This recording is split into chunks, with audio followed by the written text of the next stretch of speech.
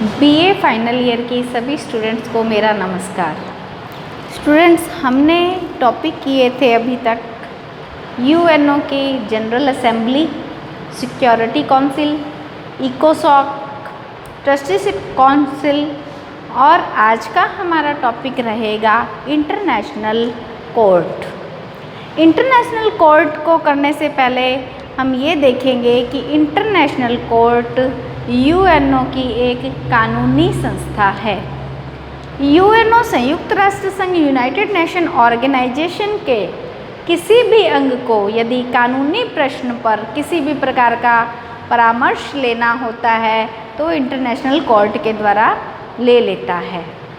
देखिए, संयुक्त राष्ट्र संघ का जो चार्टर है उसके 92 नंबर के अनुच्छेद में ये लिखा है कि यूएनओ का एक अंग अंतर्राष्ट्रीय कानून न्याय संबंधी प्रधान उपकरण होगा।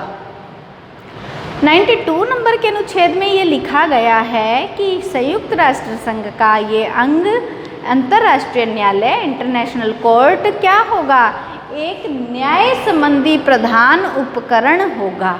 ठीक है। उसके बाद में अनुच्छेद 94 में यह भी लिखा है कि यदि अंतर्राष्ट्रीय न्यायालय किसी भी संबंध में निर्णय लेता है तो यूएनओ के किसी भी अंग को और सदस्य को उसके जो निर्णय हैं वो बाध्यकारी होंगे, मानने होंगे, अनिवार्यतः मानने होंगे।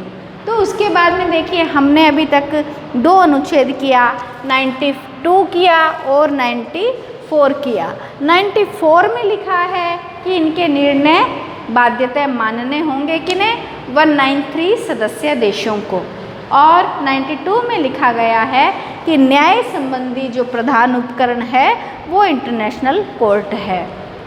देखिए स्टूडेंट्स, 3 अप्रैल 1946 में 3 अप्रैल 1946 के अंदर अंतर्राष्ट्रीय न्यायालय इंटरनेशनल कोर्ट की स्थापना की गई थी और इस कोर्ट का जो मुख्यालय है वो नीदरलैंड द हेग में है।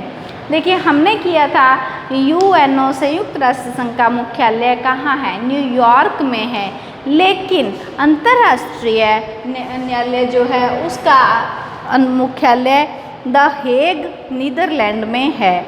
उसके बाद में हम ये देखेंगे कि अंतर्राष्ट्रीय न्यायालय में कितने न्यायाधीश हैं। अंतर्राष्ट्रीय न्यायालय में टोटल 15 न्यायाधीश हैं और जिनमें से 9 न्यायाधीश के होने पर ही गणपूर्ति या अपनी अध्यक्षता या कार्यवाही शुरू होती है, अर्थात गणपूर्ति कॉरम कितना है, 9 जज की कॉरम है। अब इसका कार्यकाल कितना है, प्रत्येक जज का कार्यकाल 9 वर्ष का होता है, लेकिन सभापति और उपसभापति 3 वर्ष के लिए चुने जाते हैं। सभापति सभी सदस्य जज अपने में से ही एक सभापति और एक उपसभापति का चुनाव करता है और सभापति और उपसभापति का कार्यकाल 3 वर्ष और जज जो 15 जज होते हैं उनका कार्यकाल 9 वर्ष होता है। होता ऐसा है कि प्रत्येक 3 वर्ष बाद में 1/3 जो न्यायाधीश होते हैं वो रिटायरमेंट ले लेते हैं। 1/3 यानी टोटल 15 है तो उसमें से 5 न्यायाधीश रिटायरमेंट ले लेते हैं। अब ये होता है, एक नोट करने वाली बात ये है कि जो न्यायाधीश चुने जाते हैं वो तत्काल पुनः नियुक्ति उनकी तत्काल पुनः नियुक्ति हो सकती है।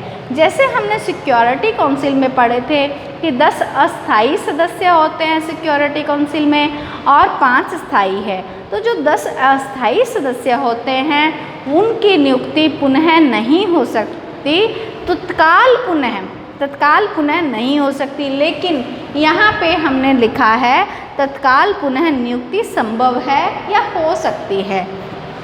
दूसरी बात ये आती है कि यहाँ पे हमने लिखा है एक देश से 2 जज नहीं जा सकते, अर्थात मैक्सिमम देशों से 15 देशों से 15 जज जाते हैं। उसके बाद क्या बात ये रहेगी कि अंतर्राष्ट्रीय न्यायालय के अंदर व्यक्तिगत झगड़े नहीं ले जाए जा सकते।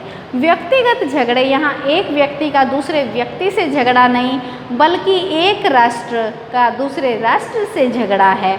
अर्थात हमने देखा था 193 सदस्य संयुक्त राष्ट्र संघ के हैं और 193 सदस्यों में से कोई भी राष्ट्र एक, दो या दो से अधिक ऐसे राष्ट्र हो सकते हैं जिनके आपसी झगड़े चल रहे हैं, जैसे कि उदाहरण के रूप में भारत और पाकिस्तान के व्यक्तिगत झगड़े चलते हैं। और अंतर्राष्ट्रीय न्यायालय में भारत अपना व्यक्तिगत झगड़ा लेकर नहीं जाएगा, पाकिस्तान अपना व्यक्तिगत झगड़ा लेकर अंतर्राष्ट्रीय न्यायालय में नहीं जाएंगे। इसी वजह से ये लिखा है अंतर्राष्ट्रीय न्यायालय में व्यक्तिगत झगड़े नहीं ले जाए जा सकते, पेश नहीं किए जा सकते। देखिए स्टूडेंट, जो अंतर्राष्ट्रीय न्यायालय है एक कानूनी संस्था है। इसमें यूएनओ के सभी अंग परामर्श ले सकते हैं, किसी भी प्रकार के कानूनी प्रश्न पर परामर्श ले सकते हैं। इसीलिए इसके निर्णय कैसा है, परामर्शदात्री निर्णय है। परामर्शदात्री निर्णय है, लेकिन यदि कोई देश ये चाहता है कि इनके निर्णय को बाध्यकारी रूप से हमारे देश में लागू होने चाहिए तो ऐसा कर सकता है। वैसे यदि सिक्योरिटी काउंसिल SC यानी सिक्योरिटी काउंसिल सुरक्षा परिषद भी इसे बाध्यकारी रूप से लागू कर सकती है। उसके अलावा स्टूडेंट्स, भारत से कौन कौन से ऐसे व्यक्ति हैं जो कि इंटरनेशनल कोर्ट में रह चुके हैं? तो देखिए BN राव ऐसे हैं व्यक्ति जो कि इंटरनेशनल लॉ में जा चुके हैं।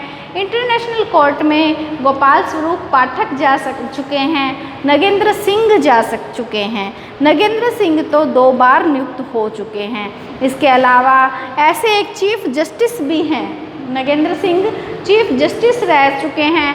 2 बार नियुक्ति करने वाले जो ऐसे व्यक्ति हैं वो हैं दलवीर सिंह भंडारी ऐसे व्यक्ति हैं जो लगातार 2 बार जा चुके हैं। और इसके अलावा नगेंद्र सिंह चीफ जस्टिस रह चुके हैं।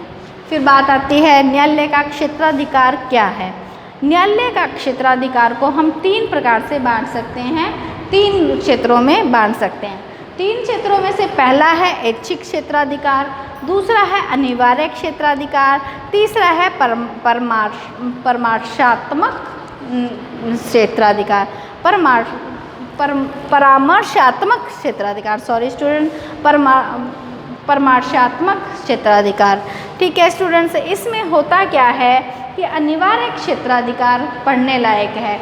ऐच्छिक क्षेत्राधिकार में तो ये है कोई भी राज्य अपनी मर्जी से कोई भी मामला अपने राज्य से संबंधित अंतर्राष्ट्रीय न्यायालय में लेके जा सकता है, अपनी इच्छा से लेकर जा सकता है। लेकिन अनिवार्य मामले ऐसे मामले होते हैं जिसमें अंतर्राष्ट्रीय कानून से संबंधित मामले होते हैं।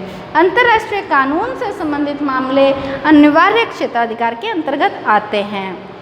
और परामर्शात्मक क्षेत्राधिकार के अंतर्गत लिखित रूप से यदि कोई भी देश या कोई भी सुरक्षा परिषद, यूएनओ संयुक्त राष्ट्र संघ का अंग यदि लिखित रूप से प्रार्थना पत्र द्वारा किसी भी विषय में परामर्श मांगना चाहता है, कानूनी प्रश्न पर परामर्श मांगना चाहता है, तो वह अपनी प्रार्थना पत्र के जरिए मांग सकता है। प्रार्थना पत्र में संबंधित प्रश्न का सभी विवरण होगा। तो आज का हमारा टॉपिक अंतर्राष्ट्रीय न्यायालय था। इसमें मोस्टली शॉर्ट क्वेश्चन बनते हैं, या तो पूछ लिया जाएगा कि न्यायालय का क्षेत्राधिकार क्या है, तो ये 3 क्षेत्राधिकार आ जाएंगे, ऐच्छिक आ जाएगा, अनिवार्य और परामर्शात्मक क्षेत्राधिकार आ जाएगा। या पूछेंगे अंतर्राष्ट्रीय न्यायालय का गठन बताइए, तो गठन में ये बता देंगे अपन 3 अप्रैल 1946 को गठन किया गया, द हेग में किया गया। इसका मुख्यालय द हेग में है। न्यायाधीश 15 होते हैं, कार्यकाल 9 वर्ष है, 1/3 हर 3 वर्ष में रिटायरमेंट ले लेते हैं। और उसके अलावा ये होता है कि सभापति और उपसभापति का कार्यकाल 3 वर्ष का है। तो इस प्रकार से हमारा आज का टॉपिक अंतर्राष्ट्रीय न्यायालय खत्म हुआ। और इसके बाद में जो हम टॉपिक शुरू करेंगे वो करेंगे वीटो।